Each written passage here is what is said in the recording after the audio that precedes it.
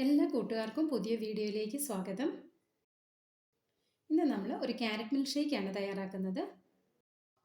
ഇതിനായിട്ട് 3 ക്യാരറ്റ് ഇതുപോലെ ഒന്ന് കട്ട് ചെയ്ത് ഒരു കുക്കറിലേക്ക് ചേർത്ത് കൊടുക്കാം. പിന്നെ ഇത് വെന്ത് വരാൻ ആവശ്യമായ വെള്ളം ഒഴിച്ചു കൊടുക്കാം.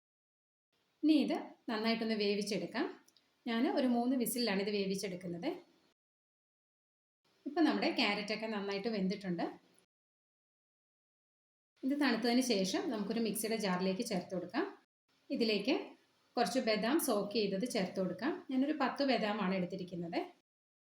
പിന്നെ മധുരത്തിന് ആവശ്യമായ പഞ്ചസാര ചേർത്ത് കൊടുക്കാം. പഞ്ചസാരയ്ക്ക് പകരമായിട്ട് തേൻ ചേർത്ത് കൊടുക്കാം. ഇതിലേക്ക് 1/2 കപ്പ് പാല് ചേർത്ത് കൊടുക്കാം. ഞാനിവിടെ തണുത്ത പാലാണ് എടുത്തിരിക്കുന്നത്. തിളപ്പിച്ച് ആറിയതിന് ശേഷം ഫ്രിഡ്ജിൽ വെച്ച് തണുപ്പിച്ചതാണ്. എന്നിട്ട് നന്നായിട്ടൊന്ന് ബ്ലെൻഡ് ചെയ്തെടുക്കാം.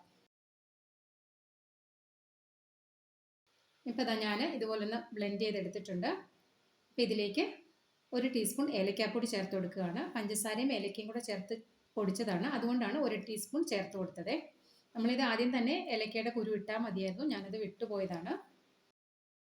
ഇനി ഇത് ഒന്നുകൂടെ ഒന്ന് അടിച്ചെടുത്തിട്ട് വരാം. ഇപ്പോൾ ഏലക്കാപ്പൊടി ചേർത്ത് നന്നായിട്ടൊന്ന് അടിച്ചെടുത്തിട്ടുണ്ട്. ഇനി ഇതിലേക്ക് 1 കപ്പ് തണുത്ത പാല് ചേർത്ത് കൊടുക്കാം. എന്നിട്ട് വീണ്ടും അടിച്ചെടുക്കാം. ഇപ്പോൾ ഞാനിത് നന്നായിട്ട് അടിച്ചെടുത്തിട്ടുണ്ട്. ഇനി നമുക്കിത് ഒരു സെർവിങ് ഗ്ലാസ്സിലേക്ക് മാറ്റാം.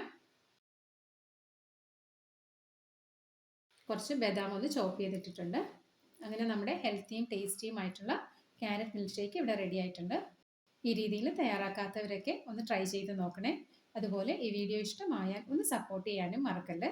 വീണ്ടും മറ്റൊരു റെസിപ്പിയുമായി വരാം. Thank you.